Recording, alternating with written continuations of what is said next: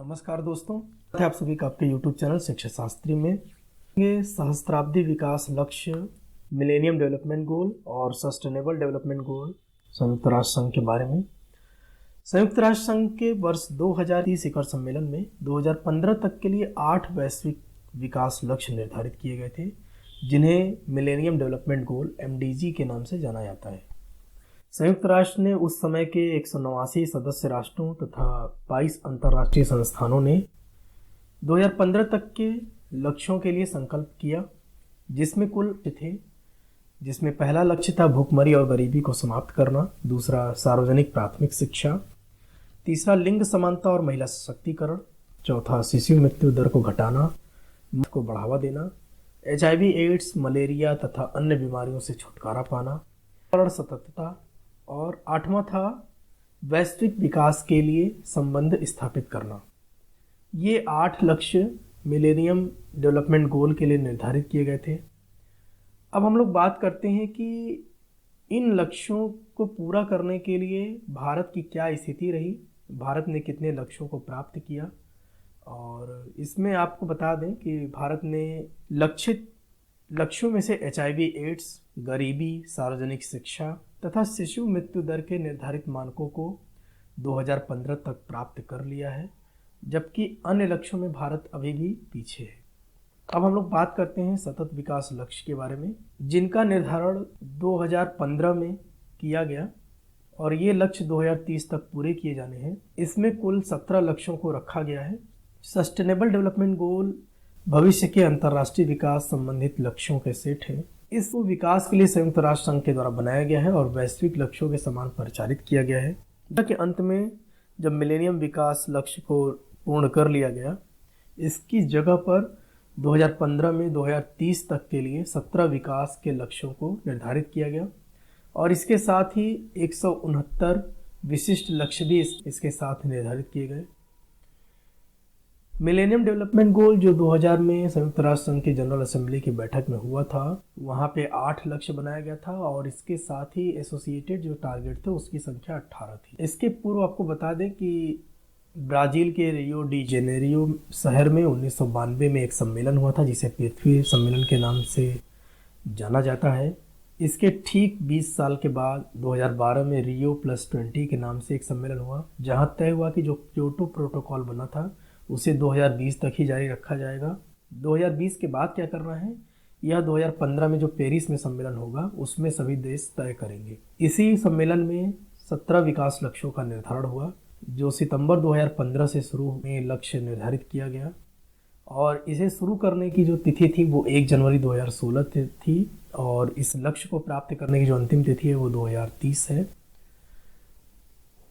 सतत विकास लक्ष्य में जो एसोसिएटेड टारगेट है उनकी संख्या 169 है।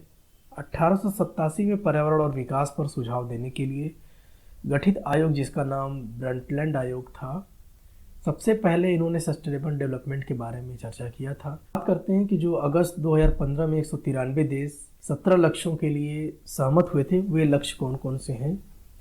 तो इस लक्ष्यों में आपको बता दें कि पहला लक्ष्य था पूरे विश्व से गरीबी को समाप्त करना, दूसरा लक्ष्य था भूख की समाप्ति करना, उसकी जगह पे खाद्य सुरक्षा और बेहतर पोषण और टिकाऊ कृषि को बढ़ावा देना, तीसरा सभी आयु के लोगों में स्वास्थ्य सुरक्षा और स्वस्थ जीवन को बढ़ावा देना, समय संगत गुणवत्ता युक्त शिक्षा सुनिश्चित करने के साथ ही सभी को सीखने के अवसर देना।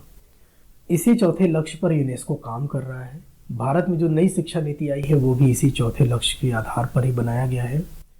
5वां लक्ष्य था लैंगिक समानता प्राप्त करने के लिए महिलाओं और लड़कियों को सशक्त करना, सभी के लिए स्वच्छता और पानी के सतत प्रबंधन की उपलब्धता सुनिश्चित करना, सस्ती, विश्वसनीय, टिकाऊ और आधुनिक ऊर्जा तक पहुंच सुनिश्चित करना, सभी के लिए निरंतर समावेशी और सतत आर्थिक विकास, पूर्ण और उत्पादक रोजगार और बेहतर कार्य को बढ़ावा देने। 9वां लक्ष्य था लचीले बुनियादी ढांचे, समावेशी और सतत औद्योगिकरण को बढ़ावा देना, देश के बीच और भीतर असमानता को कम करना, सुरक्षित, लचीले और टिकाऊ शहर और मानव बस्तियों का निर्माण करना, स्थायी खपत और उत्पादन पैटर्न को सुनिश्चित करना। 13वां लक्ष्य था जलवायु परिवर्तन और उसके प्रभावों से निपटने के लिए तत्काल कार्रवाई करना। 14वां लक्ष्य था स्थायी सतत विकास के लिए महासागरों, समुद्रों और समुद्री संसाधनों का संरक्षण और उपयोग करना। 15वां लक्ष्य था सतत उपयोग को बढ़ावा देने वाले स्थलीय पारिस्थितिकी प्रणाली, सुरक्षित जंगल, भूमि क्षरण और जैव विविधता के बढ़ते नुकसान को रोकने का प्रयास करना। सतत विकास के लिए शांतिपूर्ण और समावेशी समितियों को बढ़ावा देने के लिए सभी स्तरों पर इन्हें प्रभावी रूप से जवाबदेह बनाना, जिससे कि सभी के लिए न्याय सुनिश्चित हो सके। और इस सतत विकास लक्ष्य का अंतिम लक्ष्य था 17वां सतत विकास के लिए वैश्विक भागीदारी को पुनर्जीवित करने के अतिरिक्त कार्यान्वयन सतत विकास के लिए वैश्विक भागीदारी को पुनर्जीवित करने के अतिरिक्त कार्यान्वयन के साधनों को मजबूत बनाना। इस प्रकार हम 17 लक्ष्यों की तरफ हम लोग बात करते हैं। पार्टनरशिप फॉर गोल, यानी कि हम सभी देशों के बीच एक ऐसा समन्वय बना सके जिससे कि इन सभी लक्ष्यों को पूरा करने में आसानी हो। इसके बाद अब हम लोग मिलेनियम डेवलपमेंट गोल और सतत विकास लक्ष्य के बीच तुलना करते हैं। सबसे पहले हम लोग लक्ष्यों की संख्या के संबंध में बात करें तो एमडीजी में कुल 8 लक्ष्य थे, जबकि सतत विकास लक्ष्यों की संख्या बढ़ाकर 17 कर दिया गया।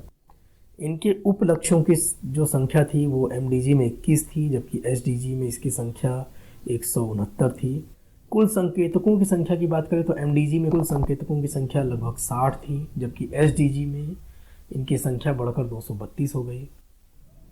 जो एमडीजी का लक्ष्य था वो सामान्य कार्य क्षेत्र, या हम फोकस करना चाह रहे थे पर्यावरण पे, तो इसमें सामाजिक और आर्थिक विकास था। मिलेनियम जो डेवलपमेंट गोल थे उसका लक्ष्य था सामाजिक आर्थिक विकास, जबकि सस्टेनेबल डेवलपमेंट गोल का लक्ष्य था सामाजिक समावेश और पर्यावरण संरक्षण। एमडीजी में विशेष रूप से विकसित देशों की बजाय विकासशील देशों को फोकस किया गया था, और जबकि दूसरी ओर एसडीजी में विशेष रूप से पूरी दुनिया के सबसे गरीब, अमीर और गरीब सभी देशों को इसमें फोकस किया गया है। तो इस प्रकार हम देखते हैं कि कैसे दोनों में अंतर है।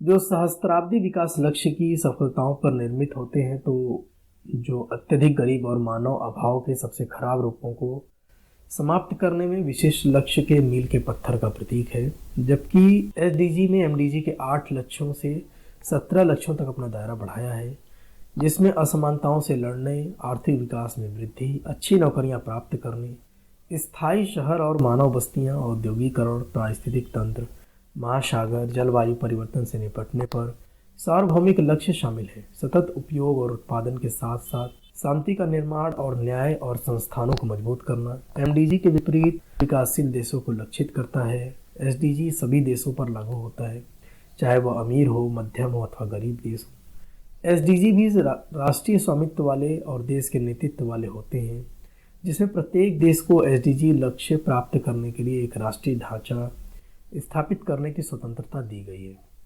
नमस्कार दोस्तों, आप सभी का आपके यूट्यूब चैनल शिक्षा शास्त्री में। ये सहस्त्राब्दी विकास लक्ष्य, मिलेनियम डेवलपमेंट गोल